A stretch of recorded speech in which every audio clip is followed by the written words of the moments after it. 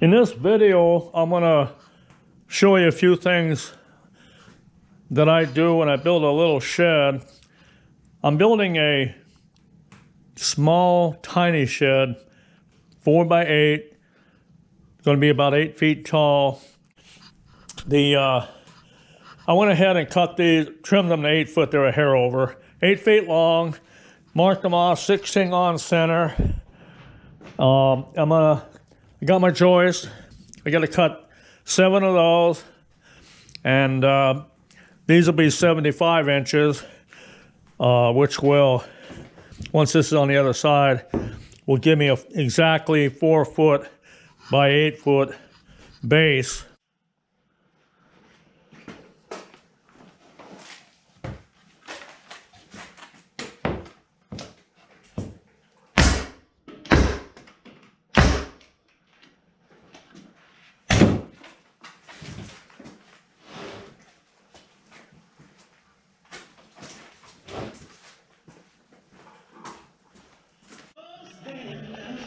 Well, you can see I got this frame all nailed together, and I took the T111, you can see the other side.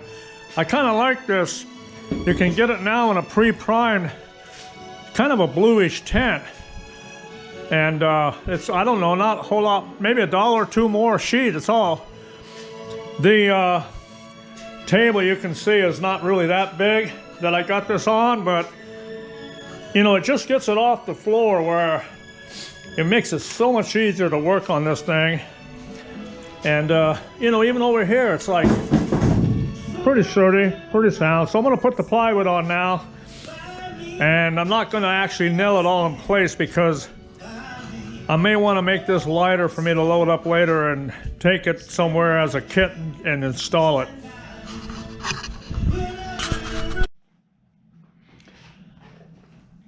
I'll lay the plywood on here, and what I do, since I want to be able to take this plywood off later if I'm working alone. It's at my age, it's getting heavy to wrestle this stuff around.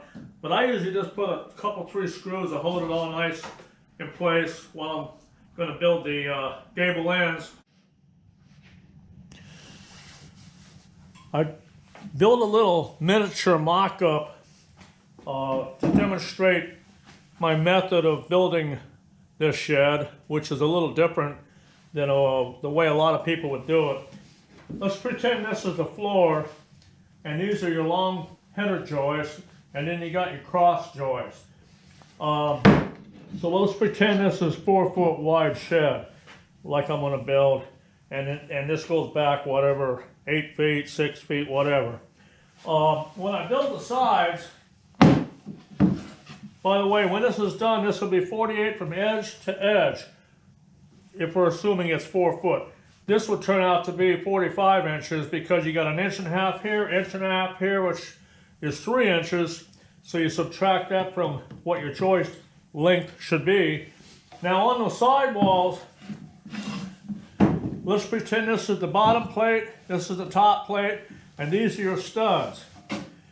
When you put your texture 111 on your side walls, I'm going to call this wall here the gable end. This and this the side wall. Whenever you build your side walls, which we'll talk later on what you can do for sizes, but in my case I'm going to be doing 6 foot from here to here to use up 6 foot of T111 on the side walls, which means of course this is going to be shorter than 6 feet. You got this. But what you want to make sure you do is when you put your texture 111 on here, you want to make sure, or whatever you put on, whatever you use for sheathing, make sure you overhang a certain amount. Now on my larger sheds, all like for years, I used to cover all the floor joists. Then later on I just dropped down 3 inches along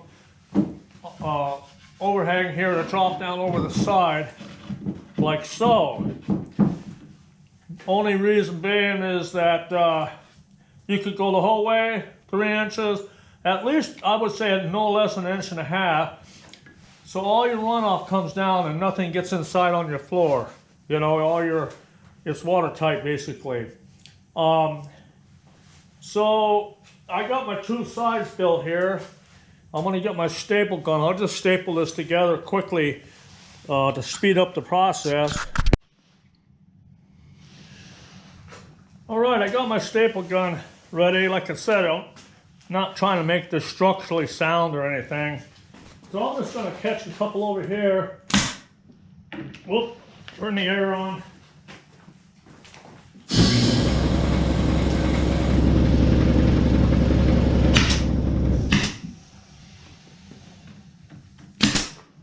So anyway, what you want to do is make sure you build your wall, but always have overhang to make it watertight. All your water runs off. So here's my second side. If you're building a shed, you can put your two side walls up. And obviously, everybody has their own little special techniques, but now on my rafters and my soffits, what I do to make it, in my opinion, I've been doing it for years, and I've built quite a few sheds, probably a few hundred like this, but to give my shed a little overhang, I pre-make my soffits. And let's pretend this is an 8-foot long shed. You take an 8-foot long, here's your top plate, get another 8-foot plate, and nail it. I'll spike it in with like 6D gun nails, but you can use what you want. And I'll pre-make up a soffit like that. Now this material here, what I'll use on this 4-foot wide shed is going to be 7/16 OSB, or ½ inch roughly OSB. Years ago we used to call it wafer board.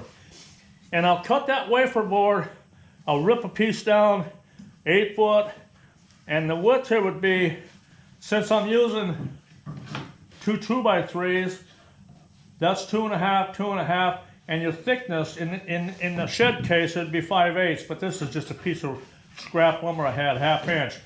So, you know, you can calculate up 2.5, 2.5 is 5, and another 5/8 be 5 and 5/8. But on my 8x8 sheds years ago, and larger, I didn't do too many 4xs, mostly 8 foot wide and up.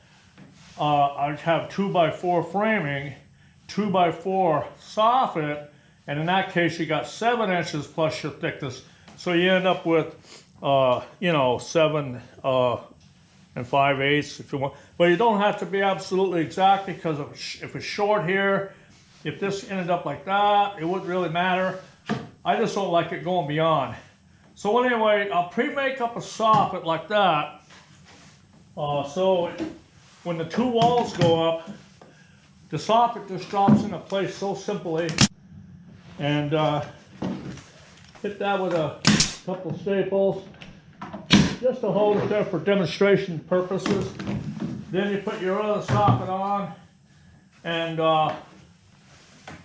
you know, a real shed case should nail it down good. You got your two soffits in place just like that, quick and easy. Later on, it saves you a lot of time and frustration. Let me pull that staple out. Then when you make up your rafters, I just happen to make these 45/45, but on this shed, it'll be different. And I'm going to show you how to make, many times you're not going to have a 45/45. You'll have whatever you want to give you the height and the pitch. In this case, I just did a quick 45/45. So you make up your rafters. This length is going to be real easy to figure out. I'll explain that in a little while. When you make your rafters, you can cleat them together simply with a piece of plywood, scrap material, just to make them up and hold them, you know, hold them together. And then when you get ready to put them up, you'll come right over, tip to the edge of this soffit basically. And once again, I'm just going to staple it to hold it. And what I'll normally do on a real shed is spike it down with a 16 penny or 12, you know, with my framing gun, and maybe put a toenail back here. Once you, what you don't want to do is if you make your cleat, you don't want to face it out like that, because your gable end sheathing is going to come up here and you want to fit flush. Those I just put in there to hold them together when I made these up. So in this case, let's consider this being the rear rafter, truss, or whatever, and we'll put that in place. And then of course, if your shed, the thing I like about this is, once you make these and figure out the tip spread on it, if you notice right here how this one's just a hair off, it's not a big deal. It's all like self-adjusting. You just pull it out with the greatest of ease, you might say, and then you nail it all in. Kind of like all this fits together. And of course, if this is 8 foot long, you'll be putting it in your intermediate studs. I used to flip them upside down and climb up on a ladder and flip them over and just nail them down. And you can have your rafters in place really fast once they're all made. Now in this case, I made up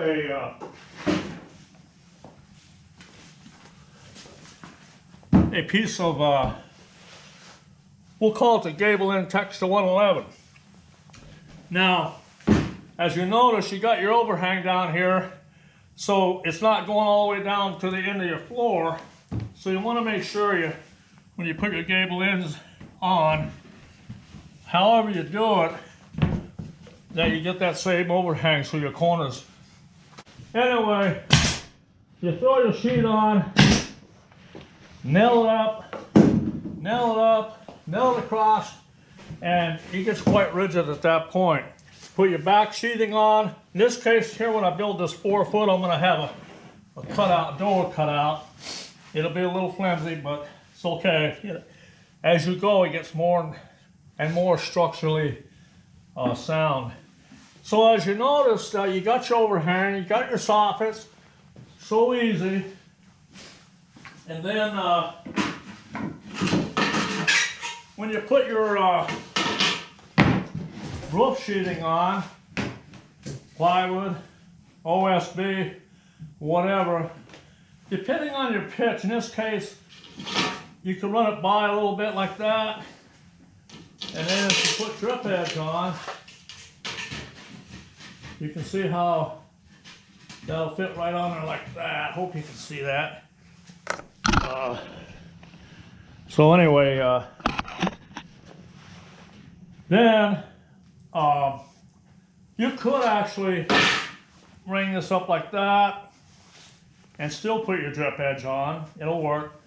Or if you don't want drip edge, you can run it by a little bit and have it drip off that. You know, you have your shingles extend a hair and give your shingles the capability of taking the place of a drip cap. I usually put drip cap on, it kind of hides this and keeps it sealed off from the weather. So then you put your sheathing on nice and easy. This basically, well, let me show you what else I do. Of course, now you're ready for your upper trim, your rake trim. And I got a couple pieces cut here. And you know, you put your rake trim on, and then you'll cut it out here the way you want it. I'll show you what I want to do on mine later. What you don't want to do is, well, what you do want to do, put your plywood on. See how that, when you cut this out, it didn't go beyond. It's actually below the plywood level. You don't have to cut this perfectly to line up with this surface of the plywood, unless you want to go really want to be precise, and you don't need to be. But when you put this on, you want to raise it up so that it's flush with the top of your plywood. Now, you know, you'll end up with a little groove there, basically. Don't matter. When you shingle a shed, I always want my shingles past about 3/4 of an inch, and everything covers that. I've taken sheds that I've had up for years and reshingled them. Not because there's anything wrong with the shed. I had one about 20 years old. The shingles were still weather tight, but she wanted to put new ones on just to make it look good. And when you get to that point, you'll notice that little groove. It has no rot, no nothing. It's nothing has hurt it whatsoever. So put your trim on. The thing I like about it is once this is the profile is cut to the profile you want, you're done. I mean, your rake trim and fascia is all done. Now you just got your corner trim to do. There is one little thing. This is, you know, like 3/8 plywood I have on here. And once you have your rake trim on, you're going to have a little space right in there of 3/8. I hope you can see that. Well, you could make these soffits, this part of the soffit, not this part, in T111 case, 5/8, make this longer. But what I do is, instead of worrying about that,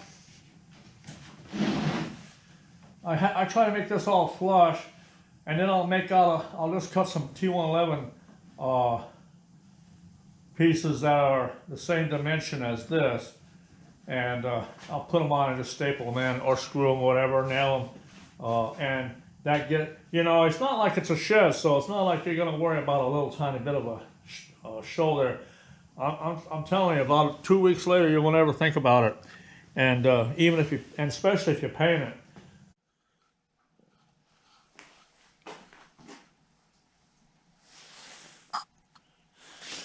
You can make a dog house pretty easy using this method, and actually make it really quite quickly without going to too much aggravation. I'm going to go over real quick how to make the rafters. I'm just showing you a half of the shed because that's all you have to deal with is half of it, and everything else will work out. So let's say I'm building this 4-foot wide shed.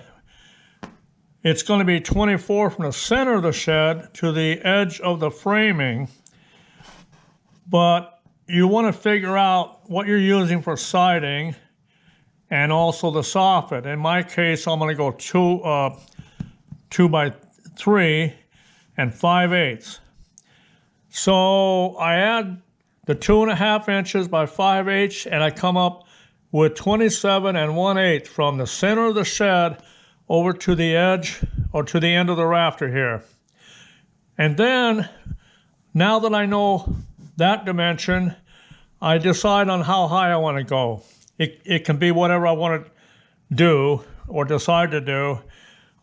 In my case, I'm going to go 24 inches above where the rafter sits on the soffit. Now, if you forget the soffit here, that piece I told you about when you make up your little soffit assembly, whatever you use for that thickness, if you forget about subtracting that over here, you know, if you're going from the top of this framing to here, it's not a real big deal. Your rafter will come out the same. It's just that everything will shift up by that amount. When you put your gable in on it, it's not going to matter because you're going to cut out the profile of your gable to match whatever you end up with. So that being said, now let me show you what I used to do and what you can do to make it really easy.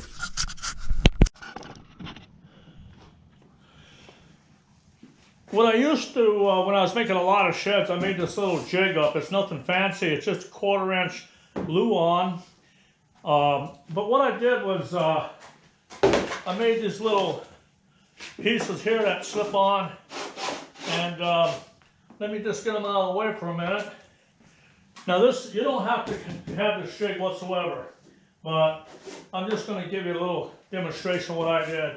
So now we know that we're going to go 24 inches high. So what we'll do is pretend this is the half of the shed. We'll come up 24, make a mark, and we know we want to go 27 1/8 over to your soffit. So we'll make a mark at 27 1/8. And then I'll slide this right up there. I got a little, I already pre-drilled that. Very seldom do 4-foot wide sheds, but I used this one here, this little jig I could do up to 10 foot wide, any shed up to 10 foot wide, with using my soffit method, soffit assembly method that I use, which means that I don't have any kind of a bird's mouth cut out and all that, just 2 angles. Another thing is, it's interesting, or at least good to know, is that no matter what combination, like even on this 4-foot wide shed, I can have it higher or lower. And whatever I do here changes the angles on this one given shed. But whatever I do, and the angles I come up with, should always equal 90 degrees. So in my case over there on that little mock-up, I did a 45 and a 45, it comes out to 90. But you could come up with all kinds of different combinations. And so anyway, now that I got that, you take your, whatever you're gonna make your rafters out of, and I'm gonna use a magic marker.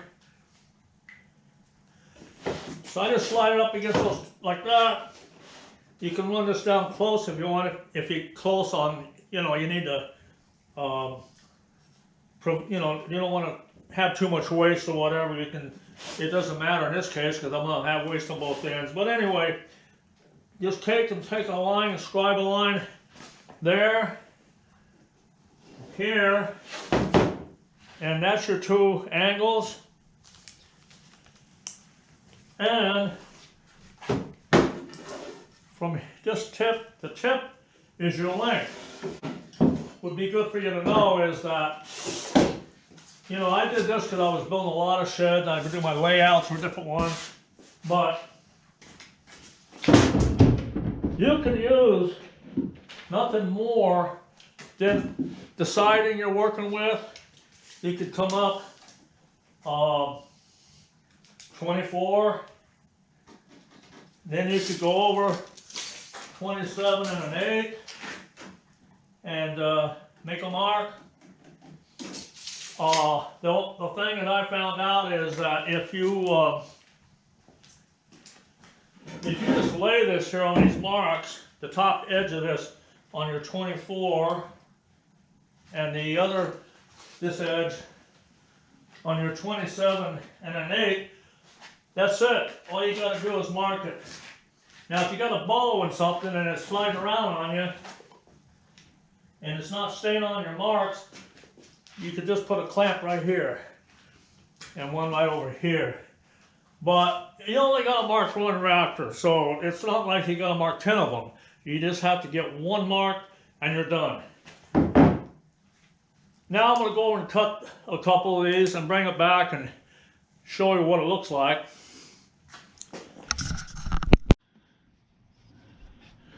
I'm going to go ahead and cut my first angle on the very first rafter. I set it so I can give it a little try.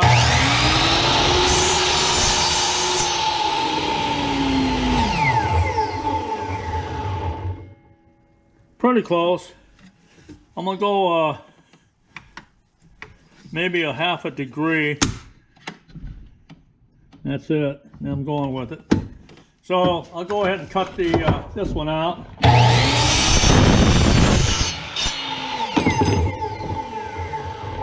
You can see I cut that, you know, pretty accurately. So I'll cut both of those and then I'll cut the other side.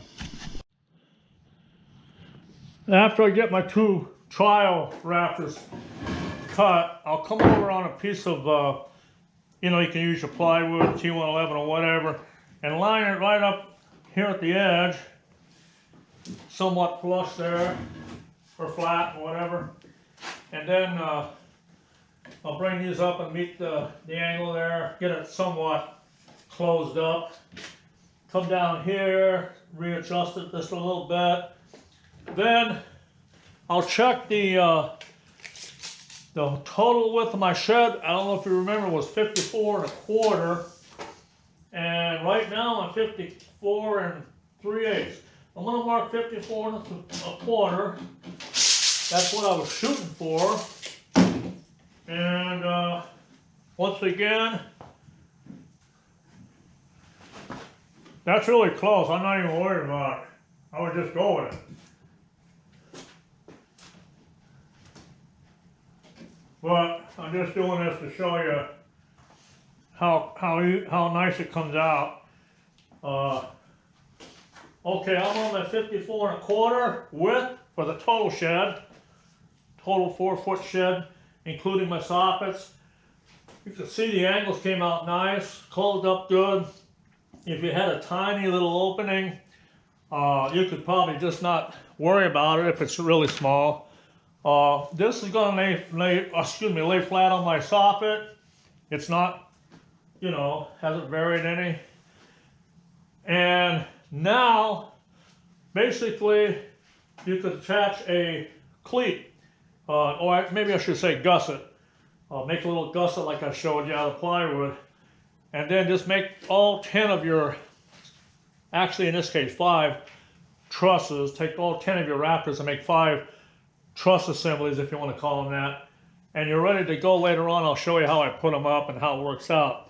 But real easy. Your height, your width, lay your rafter across, get your marks, cut a couple identical, double check it, and then you're way to go with all the rest of them.